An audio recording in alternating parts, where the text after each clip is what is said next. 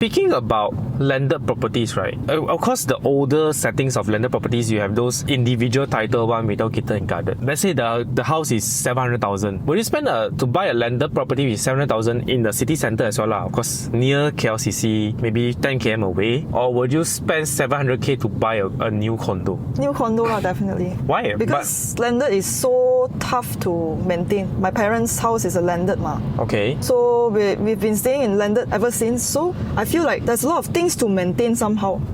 But condo, I think you only need to care for your space. Be it 900 square feet, 1,000 square feet. That's the space that you need to take care of. And then the rest of the maintenance, let's say the condos maintenance, facade, lift, everything. If they don't do a good job, then you can always complain. You can always go to the AGM and raise up this issue, something like that. Then they will maybe rectify. Depends on your management. They will rectify. So you don't have to do a thing. You just need to speak. I mean, especially Chinese, I would say, ayo, 700k I can get one landed property already, or the older ones, or why would I want to buy a condo which I have to take the lift up and down every time? I think this is also always the debate, especially when it reach 1 million. I think it's the same thing as buying gold and commodities. Because it's like they think scarcity. So if I buy one unit in a plot of land versus I buy that plot of land, it's the same thing, scarcity.